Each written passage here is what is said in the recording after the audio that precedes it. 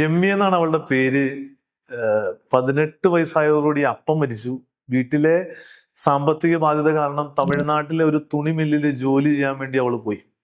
വളരെ സ്മാർട്ടായി, വളരെ രസമായിട്ട് ആളുകളോട് സംസാരിക്കുകയും ഇടപഴകുകയും ചെയ്യുന്നവളാണ് രമ്യ. അതുകൊണ്ട് തന്നെ തമിഴ്നാട്ടില് ജോലിക്ക് പോയ ആ തുണി മില്ലിലെ ആ മില്ലിന്റെ ഉടമ, അയാൾക്ക് ഇവളോടൊരു ഇഷ്ടം തോന്നി, ഇവളോട് പ്രണയാഭ്യർത്ഥന നടത്തി. ഇവൾക്കും താല്പര്യമായിരുന്നു, ഇവളും യെസ് പറഞ്ഞു. പക്ഷെ വീട്ടിലേക്ക് വന്നു കഴിഞ്ഞപ്പം അമ്മ ഒരു കാരണവശാലും സമ്മതിക്കണില്ല. അന്യനാട് എന്നുള്ളതായിരുന്നു പ്രശ്നം. നിന്നെ അവർ പറ്റിക്കൂ എന്നുള്ളതായിരുന്നു. അവസാനം ഇവൾക്ക് അമ്മയുടെ നിർബന്ധത്തിന് വഴങ്ങേണ്ടി വന്നു. ഇവള് തമിഴ്നാട്ടിലെ ജോലി വിട്ട് ഇവള് നാട്ടിൽ വന്നു. 22 വയസ്സോളം കഴിഞ്ഞു ഈ സമയത്ത് ഇവൾക്ക്. ആ സമയത്ത് ഇവൾക്ക് ഒരു വിവാഹാലോചന വന്നു. നാട്ടിലെ നല്ല ഒരു ചെറുക്കൻ, അയാൾക്ക് സ്വന്തമായിട്ട് വീടുണ്ട്, സ്വന്തമായിട്ട് പറമ്പുണ്ട്, നല്ലൊരു ജോലിയുണ്ട്. അപ്പം ഇവര് സാമ്പത്തിക ബുദ്ധിമുട്ടുള്ള വീടാണ്, പിന്നെ അവർക്ക് സ്ത്രീധനം ആവശ്യമില്ല.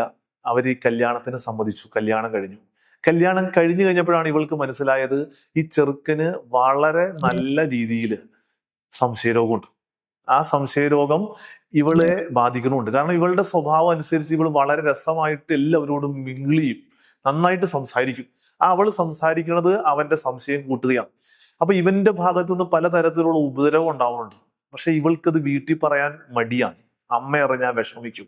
കാരണം താൻ പറഞ്ഞ ഒരു ബന്ധത്തിൽ നിന്ന് അമ്മയാണ് അവളെ നിർബന്ധിപ്പിച്ച് ഈ ബന്ധത്തിലേക്ക് പറഞ്ഞു വിട്ടത്. അപ്പൊ അമ്മയുടെ വിഷമം കൂട്ടരുതെന്ന ആഗ്രഹത്തോടെ അവൾ അത് സഹിച്ച് നിൽക്കുകയാണ്. ഒരു ദിവസം വളരെ യാദൃശ്ചികമായി ഈ അമ്മ, രമ്യയുടെ അമ്മ അവിടെ വീട്ടിൽ വരികയാണ്. രമ്യയുടെ വീട്ടില്, ഭർത്താവിന്റെ ആ വീട്ടിൽ വന്ന സമയത്ത് ഈ ഭർത്താവ് ഇവളെ ഭിത്തിയോട് ചേർത്ത് നിർത്തി അവളുടെ മുഖം ഒരയ്ക്കണതാണ് ആ അമ്മ കണ്ടത്. കാരണം ഇവളുടെ സൗന്ദര്യവും ഇവളുടെ ഈ രസമായി സംസാരിക്കണ സംസാര ശൈലിയും അയാളുടെ സംശയം കൂട്ടുകയാണ്. അന്ന് ഈ അമ്മ രമ്യനെ വിളിച്ച് വീട് വിട്ടിറങ്ങി. 24 വയസ്സ് കഴിഞ്ഞ് 25 വയസ്സ്, 26 വയസ്സോളായി. അമ്മ രമ്യയോട് പറയുന്നുണ്ട് അടുത്തൊരു വിവാഹത്തിന് കൂടെ പോകണമെന്ന്. രമ്യക്ക് അത്ര വലിയ താല്പര്യമൊന്നുമില്ല. പക്ഷേ അമ്മ വീണ്ടും നിർബന്ധിക്കുന്നു, എനിക്ക് പ്രായമായി, നിനക്കാരുമില്ല, അതാണ് സങ്കടം.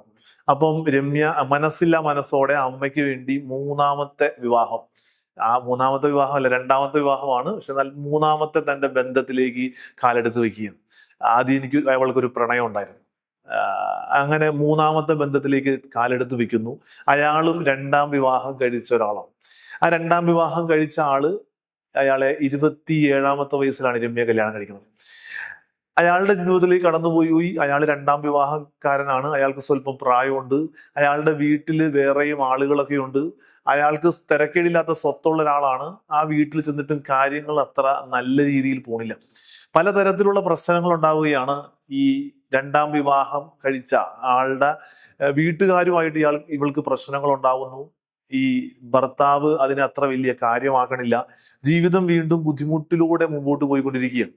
അങ്ങനെ മുമ്പോട്ട് പോയിക്കൊണ്ടിരിക്കെ ഇവള് വീണ്ടും പ്രത്യാശയോടുകൂടി ആ ലൈഫിൽ മുമ്പോട്ട് പോവുകയാണ്. ആ വിവാഹത്തിൽ നിന്ന് വിവാഹം വിട്ടെറിഞ്ഞ് തിരിച്ചു പോരാൻ പല കാരണങ്ങളും അവൾക്ക് കിട്ടുന്നുണ്ട്.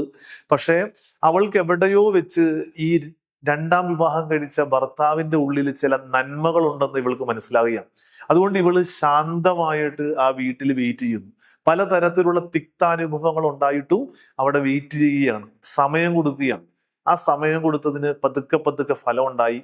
അവളുടെ ഒരു 29ാമത്തെ വയസ്സൊക്കെ ആയപ്പോൾ, കല്യാണം കഴിച്ച് 2 വർഷത്തോളം കഴിഞ്ഞതിന് ശേഷം ആ ഭർത്താവ് സ്നേഹത്തോടെ അവളോട് ആദ്യമായിട്ട് പെരുമാറുകയാണ്. അവിടുന്ന് അവരുടെ ജീവിതം പതുക്കെ മെച്ചപ്പെടുന്നുണ്ട്. ഇപ്പം അവർക്കൊരു കുട്ടിയുണ്ട്. അവരുടെ ജീവിതം കുഴപ്പമില്ലാതെ മുമ്പോട്ട് പോകുന്നുണ്ട്. രമ്യയുടെ ജീവിതത്തിൽ 2 ബന്ധങ്ങളിൽ തകർച്ചയുണ്ടായി. മൂന്നാമത്തെ ബന്ധം അത്ര സുഖമല്ലാതെയാണ് 2 വർഷങ്ങൾ മുമ്പോട്ട് കൊണ്ടുപോയത്. അതിനുശേഷമാണ് അത് ട്രാക്കിലേക്ക് വന്നത്. ട്രാക്കിലേക്ക് വന്നതിന് ശേഷം ഇപ്പോൾ അവർ മുമ്പോട്ട് പോയിക്കൊണ്ടിരിക്കുന്നു. രമ്യയുടെ കഥ ഞാൻ ഇവിടെ പറഞ്ഞ് അവസാനിപ്പിക്കുകയാണ്. നമുക്ക് രമ്യ എന്ന് പറയണ പെൺകൊച്ചിനെ പല സ്ഥലത്തും ചിലപ്പോൾ കണ്ടുമുട്ടാൻ പറ്റുന്നുണ്ടാവും. ചിലപ്പോൾ നമ്മുടെ ജീവിതങ്ങളിൽ അവളുണ്ടാവും. നമുക്ക് ചില കാര്യങ്ങൾ മനസ്സിലാവുന്നുണ്ടാവും. ചില കാര്യങ്ങൾ നമ്മുടെ ജീവിതവുമായിട്ട് ബന്ധപ്പെടുത്താൻ പറ്റുന്നുണ്ടാവും. ബന്ധപ്പെടുത്താൻ പറ്റട്ടെ. നമുക്ക് ഇത് ഒരു ആത്മശോധനയ്ക്കുള്ള കാരണമായിട്ട് മാറട്ടെ. ചില നന്മകൾ കണ്ടുപിടിക്കാൻ സാധിക്കും, ചില പോരായ്മകൾ കണ്ടുപിടിക്കാൻ സാധിക്കും. അതെല്ലാം നമ്മുടെ വ്യക്തിപരമായ കാര്യങ്ങളാണ്. ഈ കഥ ഞാനിവിടെ അവസാനിപ്പിക്കുന്നു. എൻ്റെ 3ാമത്തെ എപ്പിസോഡും അവസാനിപ്പിക്കുന്നു. നന്ദി.